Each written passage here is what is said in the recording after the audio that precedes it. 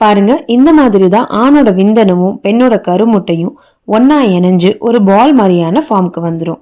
இது ஜைகோட் அப்படின்னு சொல்லுவோம். இது கொஞ்சம் கொஞ்சமா டியூப்ல இருந்து நகர்ந்து வர ஆரம்பிச்சு பிளாஸ்டோசிஸ்ட் அப்படிங்கிற ஒரு ஸ்டேஜுக்கு வந்துடும். இந்த பிளாஸ்டோசிஸ்ட் தான் கருவா தங்கி அது ஒரு குழந்தையா மாற ஆரம்பிக்கும். இந்த பிளாஸ்டோசிஸ்ட் யூட்ரஸோட லைனிங் ஆன எண்டோமெட்ரியத்துல போய் பதிய ஆரம்பிக்கும். இந்த ப்ராசஸ் எல்லாமே நடந்து முடிஞ்சதுக்கு அப்புறமா தான் உங்களுக்கு பிரெக்னன்சி சிம்டம்ஸே ஸ்டார்ட் ஆக ஆரம்பிக்கும். பாருங்க எவ்வளவு அழகா இந்த ப்ராசஸ் நடக்குதுன்னு. அனைவருக்கும் வணக்கம். நான் டாக்டர் பிரியா பேசுறேன். ஒரு வியூவர் கமெண்ட்ல கேட்டிருந்தாங்க, டாக்டர் பிரெக்னன்சி சிம்டம் எப்போ ஸ்டார்ட் ஆனா பிரெக்னன்சி கன்ஃபார்ம் பண்ணலாம், அதாவது 1 வீக் முன்னாடி சிம்டம்ஸ் வந்துச்சுன்னா பிரெக்னன்சியை கன்ஃபார்ம் பண்ணிடலாமான்னு கேட்டிருந்தாங்க. இன்னொரு வியூவர் கேட்டிருந்தாங்க, டாக்டர் நிறைய வீடியோஸ் பார்த்துட்டேன், உண்மையில் என்னென்ன பிரெக்னன்சி சிம்டம்ஸ் இருக்கணும்னு டீட்டெயில்டா சொல்லுங்கன்னு கேட்டிருந்தாங்க. ஸோ இந்த வீடியோல இன்டர்கோர்ஸ்க்கு அப்புறமா பிரெக்னன்சி சிம்டம் எப்போ ஏற்படும், என்னென்ன பிரெக்னன்சி சிம்டம் ஏற்படும், எத்தனை நாள்ல ஏற்படும்னு மருத்துவ ரீதியாகவும் அறிவியல் ரீதியாகவும் பார்க்க போறோம். அதை உங்களுக்கு அனிமேஷனாகவும் காட்ட போறேன். முக்கியமா வீடியோட எண்ட்ல பீரியட்ஸ் வரதுக்கான சிம்டம்ஸையும் பிரெக்னன்சிக்கான சிம்டம்ஸையும் எப்படி டிஃபரன்ஷியேட் பண்றதுன்னு 2 முக்கியமான டிப்ஸும் சொல்ல போறேன். ஸோ வீடியோவை கடைசி வரை பாருங்க. உங்களுக்கு இப்போ ஓவுலேஷன் நடக்குதுன்னு வச்சுக்கலாம். அதாவது கருமுட்டை வெடிச்சு வெளியே வந்து ஸ்பெர்முக்காக எக் வெயிட் பண்ணிட்டு இருக்கிறதா ஓவுலேஷன் சொல்லுவோம். இப்போ இந்த ஓவுலேஷன் சமயத்துல நீங்க உடலுறவுல இருக்கீங்கன்னா ஆணோட விந்தணு வந்து இந்த மாதிரி கருமுட்டையை தேடி நீந்தி போக ஆரம்பிக்கும். பாருங்க, இந்த மாதிரி எக்கச்சக்கமான மில்லியன்ஸ் கணக்கான ஸ்பெர்ம்ஸ் வந்து எக்கை தேடி நீந்தி போக ஆரம்பிக்கும்.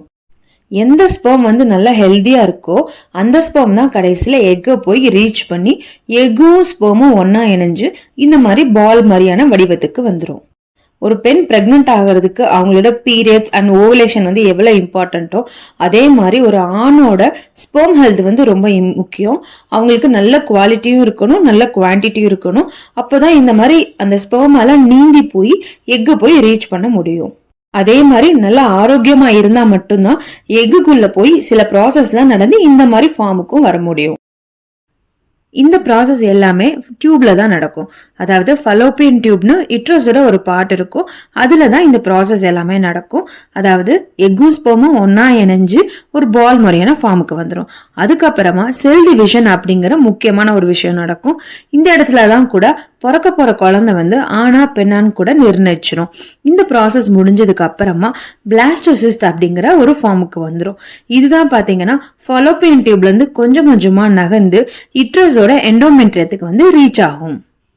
இப்போ நீங்க இன்டர்கோர்ஸ்ல இருந்து இந்த ப்ராசஸ் நடக்கிற வரைக்கும் உங்களுக்கு எந்த ஒரு சிம்டம்ஸுமே தெரியாது. ஆனா இப்போ இந்த பிளாஸ்டோசிஸ்ட் வந்து டியூப்ல இருந்து நகர்ந்து வந்து யூட்ரஸோட எண்டோமெட்ரியத்துல வந்து பதிய ஆரம்பிக்கும். இதைத்தான் வந்து இம்ப்ளான்டேஷன் அப்படின்னு சொல்லுவோம். இந்த இம்ப்ளான்டேஷன் ப்ராசஸ் ஸ்டார்ட் ஆனதுக்கு அப்புறம் தான் ஒரு பெண்ணுக்கு வந்து கொஞ்சம் கொஞ்சமா பிரெக்னன்சி சிம்டம்ஸ் வந்து தெரிய ஆரம்பிக்கும். அதுக்கு முன்னாடி எந்த ஒரு பிரெக்னன்சி சிம்டம்ஸும் அவங்களுக்கு தெரிய ஆரம்பிக்காது. ஸோ ஃபர்ஸ்ட் சிம்டமா அவங்களுக்கு என்ன தெரியும்னா, இந்த இம்ப்ளான்டேஷன் ப்ராசஸ் நடக்கிறப்போ ஒரு சிலருக்கு அப்டாமினல் பெயின் இல்லாட்டினா கிராம்ஸ் வந்து ஏற்படலாம். இது எப்படி இருக்குன்னா, அந்த அடிவயிறு வலி வந்து ரொம்ப லைட்டா தான் இருக்கும், பீரியட் பெயின் மாதிரி அதிகமா இருக்காது. இல்லாட்டினா இன்னும் பாத்தீங்கன்னா லைட்டா குத்துற மாதிரி இருக்கும், இல்ல பிடிச்சு இழுக்கிற மாதிரி இருக்கும். இதுவும் பாத்தீங்கன்னா ரொம்ப லைட்டா தான் இருக்கும், அதிகப்படியான வலி இருக்காது. இது எல்லாருக்குமே இருக்கணும்னு அவசியம் கிடையாது, பட் ஒரு சிலரால உணர முடியும். ஆனா மருத்துவ ரீதியா இதுதான் பாத்தீங்கன்னா உங்களுக்கு ஃபர்ஸ்ட் ஏற்படக்கூடிய பிரெக்னன்சி சிம்டம்ஸா இருக்கும். ரெண்டாவது சிம்டம்ஸ் என்னன்னு பாத்தீங்கன்னா, இந்த இம்ப்ளான்டேஷன் வந்து நல்லா பதிய ஆரம்பிக்கிறப்போ நான் சொன்னேன் இல்லையா, அந்த பிளாஸ்டோசிஸ்ட் அது வந்து யூட்ரஸோட எண்டோமெட்ரியத்துல போய் நல்லா உட்கார்ந்து அதுக்கப்புறமா கொஞ்சம் கொஞ்சமா இந்த மாதிரி டெவலப் ஆக ஆரம்பிக்கும். அப்பதான் பாத்தீங்கன்னா ஒரு சிலருக்கு லைட்டா ஸ்பாட்டிங் இல்ல ப்ளீடிங் ஏற்படும். இதுதான் வந்து இம்ப்ளான்டேஷன் ப்ளீடிங் இல்ல இம்ப்ளான்டேஷன் ஸ்பாட்டிங் அப்படின்னு சொல்லுவோம். இது பேடு வைக்கிற அளவுக்கு இந்த ப்ளீடிங் ஏற்படவே ஏற்படாது. ஜஸ்ட் பேண்டீஸ்ல பாத்தீங்கன்னா 1 or 2 ஸ்பாட்ஸ் மாதிரி லைட்டா தான் இருக்கும். இன்கேஸ் உங்களுக்கு அதிகமா வர மாதிரி ஒரு ஸ்பூன் அளவுக்கு தெரிஞ்சிச்சுன்னா நீங்க பேடு வைக்கிறப்போ அது பேட்ல நனையவே நடையாது. ஜஸ்ட் உங்களுக்கு எவ்வளவு ஒரு ஸ்பூன் அளவு வந்துச்சோ அதோட நின்று போயிடும். இதுதான் வந்து இம்ப்ளான்டேஷன் ப்ளீடிங் இல்ல இம்ப்ளான்டேஷன் ஸ்பாட்டிங். இந்த சிம்டம்ஸ் வந்து எத்தனை நாள்ல ஏற்படும் அப்படின்னா, நீங்க இன்டர்கோர்ஸ்ல இருந்ததுல இருந்து 6 to 12 நாட்கள்ல இந்த சிம்டம்ஸ் வந்து ஏற்பட வாய்ப்பு இருக்கு. பெண்கள் பண்ற ஒரு மிஸ்டேக் என்னன்னா, இந்த சிம்டம் தெரிஞ்சதுமே, அதாவது லைட்டா அடிவயிறு வலி வந்ததோ இல்லாட்டினா லைட்டா ஒரு ஸ்பாட்டிங் மாதிரி வந்ததுமே என்ன பண்ணுவாங்கன்னா, அவங்க வந்து உடனே யூரின் பிரெக்னன்சி டெஸ்ட் எடுத்து பண்ணுவாங்க. அந்த சமயத்துல அவங்களுக்கு நெகட்டிவ் வரதுக்கு நிறையவே வாய்ப்பு இருக்கு. நீங்க பிரெக்னென்டாவே இருந்தீங்கன்னாலும் கூட உங்களுக்கு இந்த சமயத்துல நீங்க டெஸ்ட் பண்ணீங்கன்னா அப்போ உங்களுக்கு யூரின் பிரெக்னன்சி டெஸ்ட் வந்து நெகட்டிவ் வரதுக்கு நிறைய வாய்ப்பு இருக்கு. சோ நீங்க இந்த சமயத்துல தயவு செய்து யூரின் பிரெக்னன்சி டெஸ்ட் பண்ணாதீங்க. ஏன்னா ஹச்சிஜிங்கிற ஒரு பிரெக்னன்சி ஹார்மோன் வந்து யூரின்ல வந்ததுக்கு அப்புறம் தான் உங்களுக்கு யூரின் பிரெக்னன்சி டெஸ்ட் பாசிட்டிவ் காட்டும். இப்போ இந்த இம்ப்ளான்டேஷன் நடந்துகிட்டு இருக்கிறப்போ இனிமே தான் வந்து அந்த ஹச்சிஜி ஹார்மோன்ஸ் வந்து நிறைய சுரக்க ஆரம்பிக்கும். ஸோ அதுக்கப்புறமா தான் உங்களுக்கு யூரின்ல வந்து அந்த ஹார்மோன்ஸ் வெளியே வரும். நீங்க அப்போ டெஸ்ட் பண்றப்பதான் உங்களுக்கு பாசிட்டிவ் காட்டும். ஸோ நீங்க இப்போ பிரெக்னென்டாவே இருந்தீங்கன்னாலும் கூட உங்களுக்கு யூரின் பிரெக்னன்சி டெஸ்ட்ல நெகட்டிவ் காட்டுறதுக்கு நிறைய சான்சஸ் இருக்கும். இப்போ இம்ப்ளான்டேஷன் ப்ராசஸ் வந்து சக்சஸ்ஃபுல்லா நடந்து முடிஞ்சதுக்கு அப்புறமா உங்க உடம்புல ப்ரொஜெஸ்டரான்ங்கிற ஹார்மோன் வந்து கொஞ்சம் கொஞ்சமா அதிகமாக ஆரம்பிக்கும். இந்த ப்ரொஜெஸ்டரான் ஹார்மோன் வந்து அதிகமாகும் போது உங்க உடம்புல ஒரு சில எஃபெக்ட்ஸ் தெரிய ஆரம்பிக்கும். லைக் வயிறு வந்து ப்ளோட்டிங்கா ஒரு மாதிரி உப்புன மாதிரி இருக்கிற மாதிரி ஃபீல் ஆகும், இல்ல வந்து ஒரு மாதிரி அடைச்ச மாதிரி இருக்கிற மாதிரி கூட சில பேத்துக்கு ஃபீல் ஆகும். அது மட்டும் இல்லாம பாடி டயர்ட்னஸ் உண்டு பண்ணும். ஜாயிண்ட் பெயின்ஸ் எல்லாம் வந்து கொஞ்சம் இருக்கிற மாதிரி கூட சில பேருக்கு வந்து ஃபீல் ஆகும். ஸோ மெயினா இந்த ப்ரொஜெஸ்டரான் ஹார்மோன் வந்து அதிகமாகும் போது பாடி டயர்ட்னஸ் அண்ட் பாடி பெயின் வந்து நல்லாவே தெரிய ஆரம்பிக்கும். அது மட்டும் இல்லாம இப்பதான் உங்களுக்கு ஹச்சிஜி ஹார்மோனும் கொஞ்சம் கொஞ்சமா அதிகமாக ஆரம்பிக்கும்.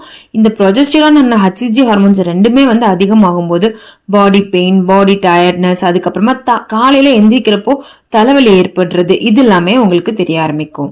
காமனா பேஷண்ட் சொல்லக்கூடியது என்னன்னு பாத்தீங்கன்னா, என்னால பெட்டை விட்டு காலையில எந்திரிக்கவே முடியல டாக்டர், ரொம்ப கஷ்டமா இருக்குது அப்படின்னு சொல்லுவாங்க.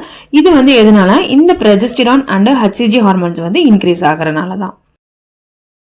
இப்போ உங்களுக்கு சக்சஸ்ஃபுல்லா இம்ப்ளான்டேஷன் நடந்து முடிஞ்சிருச்சு. பிரெக்னன்சி ஹார்மோன்ஸும் கொஞ்சம் கொஞ்சமா சுரக்க ஆரம்பிச்சிருச்சு. சோ இந்த சமயத்துல உங்க கர்ப்பப்பையில வளரக்கூடிய அந்த கரு பாத்தீங்கன்னா அவங்களும் கொஞ்சம் கொஞ்சமா வளர ஆரம்பிச்சிருவாங்க. ஆனா இன்னும் ஹார்ட் பீட் வந்திருக்காது, இதய துடிப்பு இன்னும் வர ஆரம்பிச்சிருக்காது. பட் பிரெக்னன்சி ஹார்மோன்ஸ் எல்லாம் நிறைய சுரக்கிறனால அந்த யுட்ரஸோட லைனிங் எல்லாமே இன்னும் நல்லா திக்காக ஆரம்பிச்சிடும். இந்த யுட்ரஸோட லைனிங் வந்து நல்லா திக்கானாதான் நல்லா அந்த கருவுல வளரக்கூடிய குழந்தைக்கு வந்து தகுந்த சூழ்நிலையை உருவாக்கும், நல்லா ஸ்ட்ராங்கா இருக்கும், சத்துக்களும் கிடைக்கும். இப்போ இந்த சமயத்துலதான் உங்களுக்கு பீரியட்ஸ் வராது. ஜென்ரலா பீரியட்ஸ்னா என்னன்னா, அந்த யுட்ரஸோட லைனிங் தான் வந்து பிரெக்னன்சி ஹார்மோன்ஸ் இல்லாதப்போ அது பீரியடா உங்களுக்கு வெளியே வந்துடும். ஒன்ஸ் இம்ப்ளான்டேஷன்லாம் நடந்து முடிஞ்சதுக்கு அப்புறமா பிரெக்னன்சி ஹார்மோன்ஸ் எல்லாம் சுரக்க ஆரம்பிச்சிருச்சுன்னா அந்த யுட்ரஸ் லைனிங் வந்து வெளியே பீரியடா வராது. அது அப்படியே இன்னும் நிறைய வளர ஆரம்பிச்சு கருக்கு தகுந்த சூழ்நிலையை உண்டு பண்ண ஆரம்பிச்சிடும். ஸோ 4th சிம்டம் உங்களுக்கு பீரியட்ஸ் வந்து இப்பதான் மிஸ் ஆகும். அதாவது கரெக்டா இந்த டேட் வரப்போ நீங்க பீரியட்ஸ் வருமா வராதான்னு எதிர்பார்த்து இருக்கிறப்போ பீரியட்ஸ் வந்து தள்ளி போகும். இப்போ ஃபைனலா கரு நல்லா வளர ஆரம்பிச்சிடும். அதே மாதிரி பிரெக்னன்சி ஹார்மோன்ஸும் நிறைய சுரக்க ஆரம்பிச்சிடும். அதே சமயத்துல பிளசண்டாவும் நல்லா டெவலப் ஆக ஆரம்பிச்சு ஹச்சிஜி ஹார்மோன்ஸும் நிறைய சுரக்க ஆரம்பிச்சிடும். நாட்கள் அதிகமா ஆக ஆக ஹச்சிஜி ஹார்மோன்ஸும் நிறைய சுரக்க ஆரம்பிச்சிடும். ஒன்ஸ் இந்த ஹச்சிஜி ஹார்மோன் வந்து சுரக்கிறப்போ உங்களுக்கு முக்கியமான சிம்டமான நாசியா அண்ட் வாமிட்டிங் வந்து ஃபீல் ஆகும். அதாவது வாந்தி வர மாதிரி இருக்கும் சில பேருக்கு, ஒரு சில பேருக்கு வாந்தியே கூட எடுத்துருவாங்க. சோ இந்த சிம்டம்ஸ் பாத்தீங்கன்னா ஹச்சிஜி நிறைய சுரக்க ஆரம்பிக்கிறப்போ உங்களுக்கு தெரிய ஆரம்பிக்கும். இந்த சிம்டம் எப்ப தெரியும்னா, நீங்க இன்டர்கோர்ஸ்ல முடிச்சதுல இருந்து 20 நாட்களுக்கு அப்புறமா தான் உங்களுக்கு தெரிய ஆரம்பிக்கும். இந்த சிம்டம் வந்து முக்கியமா பீரியட் தள்ளி போனதுக்கு அப்புறமா தான் உங்களுக்கு தெரியவும் ஆரம்பிக்கும். நீங்க இந்த சமயத்துல யூரின் பிரெக்னன்சி டெஸ்ட் எடுத்து பாத்தீங்கன்னா உங்களுக்கு பாசிட்டிவ் வரதுக்கு நிறைய வாய்ப்பு இருக்கு. அடுத்து கொஞ்ச நாட்கள்ல ப்ரொஜெஸ்டரான் ஹார்மோன்ஸும் அதிகமாக ஆரம்பிக்கும். அதனால ஒரு சில பேத்துக்கு பிரஸ்ட் பெயினும் ஏற்படும். பிரஸ்ட் பெயின் பாத்தீங்கன்னா அந்த மாதிரி அவங்களுக்கு நிப்பிள்ல வந்து லைட்டா ஷார்ப்பா குத்துற மாதிரியான ஒரு வலியா இருக்கும். இது ரொம்ப அதிகப்படியான வலியாவும் இருக்காது. பட் கொஞ்சம் கொஞ்சம் சிம்டம்ஸும் தெரிய ஆரம்பிக்கும். சோ உங்களுக்கு பிரெக்னன்சி சிம்டம் இருக்கான ஒரு டவுட் இருக்குன்னா இந்த மாதிரி வரிசையில தான் ஸ்டார்ட் ஆகும். ஃபார் எக்ஸாம்பிள் இங்க இன்டர்கோர்ஸ் முடிஞ்ச ஒரு 6 to 12 நாட்களுக்கு அப்புறமா தான் பாத்தீங்கன்னா இம்ப்ளான்டேஷன் ப்ராசஸ் நடக்கும். அந்த இம்ப்ளான்டேஷனால உங்களுக்கு லைட்டான வயிறு வலி ஏற்படலாம், இல்ல ப்ளீடிங் ஏற்படலாம். அதுக்கப்புறமா பாடி டயர்ட்னஸ் இல்ல பாடி பெயின் ஏற்படலாம். அதுக்கப்புறம் தான் பாத்தீங்கன்னா உங்களுக்கு பீரியடே மிஸ் ஆகும். பீரியட் மிஸ் ஆனதுக்கு அப்புறமா ஒரு 2 to 3 டேஸ்க்கு அப்புறமா உங்களுக்கு வாமிட்டிங் சென்சேஷன் ஏற்படலாம். அதுக்கப்புறமா பிரஸ்ட் பெயின் கூட ஏற்படலாம். ரொம்ப முக்கியமான விஷயம் என்னன்னா, பிரெக்னென்ட்டை உறுதி செய்யறதுக்கு உங்க பீரியட் டேட் மிஸ் ஆன 2 to 3 டேஸ்க்கு அப்புறமா நீங்க பிரெக்னன்சி டெஸ்ட் பண்ணி பாருங்க. இன்கேஸ் உங்களுக்கு இர்ரெகுலர் பீரியடா இருக்குன்னா உங்க பீரியட் டேட் வந்து மிஸ் ஆன 10 to 12 நாட்களுக்கு அப்புறமா நீங்க வந்து பிரெக்னன்சி டெஸ்ட் பண்ணி பாருங்க. இப்போ எல்லாருக்கும் இருக்கிற கன்ஃபியூஷனே என்னன்னா, இந்த சிம்டம்ஸ் எல்லாம் எனக்கு இருக்கு டாக்டர், ஆனா எனக்கு திருப்பி பீரியட் வந்துருது, இது எதனால? அப்ப எனக்கு பிரெக்னன்ட் தங்கி இருந்து நான் திருப்பி பீரியட் ஆயிட்டேனா, இல்ல பிரெக்னன்சி சிம்டம்ஸையும் நான் பீரியட் சிம்டம்ஸையும் கன்ஃபியூஸ் பண்ணிக்கிறேனா அப்படிங்கிற கேள்விதான் கமெண்ட்ஸ்ல நிறைய பேர் கேக்குறீங்க. ஸோ பிரெக்னன்சி சிம்டம்ஸையும் பீரியட் சிம்டம்ஸையும் எப்படி டிஃபரன்ஷியேட் பண்றதுன்னு ரொம்ப ஈஸியான 2 டிப்ஸ் சொல்றேன். ஃபர்ஸ்ட், இப்போ உங்களுக்கு பிரெக்னன்சி சிம்டம்ஸ் ஏற்படுதுன்னா ஏற்படக்கூடிய வலிகள் லைக் பாடி பெயின், பாடி டயர்ட்னஸ், ஹெட் ஏக், இல்ல வயிறு வலி, பிரெஸ்ட் பெயின், இது எல்லாமே பாத்தீங்கன்னா ரொம்ப மைல்டா இருக்கும். ஏர்லி பிரெக்னன்சில இந்த பெயின் எல்லாமே ரொம்ப மைல்டா இருக்கும். அதே இது பீரியட் பெயினுக்கு பாத்தீங்கன்னா பிரெஸ்ட் பெயின் ஆகட்டும், இல்ல வந்து பாடி பெயினா இருக்கட்டும், இல்ல வயிறு வலியா இருக்கட்டும், இது வந்து கொஞ்சம் கொஞ்சமா ஆரம்பிச்சு அதுக்கப்புறமா அதிகமான வலியா இருக்கும். இந்த மாதிரி அதிகப்படியான வலி இருந்துச்சுன்னா அது வந்து பீரியடா இருக்கிறதுக்கு சான்ஸ் இருக்கு. இல்ல ரொம்ப லைட்டா தான் இருக்கு, இல்ல எனக்கு எந்த ஒரு வலியும் கூட இல்ல அப்படின்னா அது பிரெக்னன்சி சிம்டமா இருக்கிறதுக்கு கூட வாய்ப்பு இருக்கு. ரெண்டாவது, இம்ப்ளான்டேஷன் ப்ளீடிங். இம்ப்ளான்டேஷன் ப்ளீடிங் வந்து ரொம்ப கம்மியா தான் இருக்கும். அதுக்கு வந்து பேட் வைக்கிற அளவு ஏற்படவே ஏற்படாது. ஜஸ்ட் 2 to 3 ஸ்பாட்ஸ் ஏற்படலாம், இல்லாட்டினா வந்து ஒரு ஸ்பூன் அளவுக்கான ப்ளீடிங் தான் ஏற்படும். ஸோ உங்களுக்கு இம்ப்ளான்டேஷன் ப்ளீடிங்கா இருக்கான்னு ஒரு டவுட்டா இருக்குன்னா அது அதிகப்படியான ப்ளீடிங்கா இருக்காது.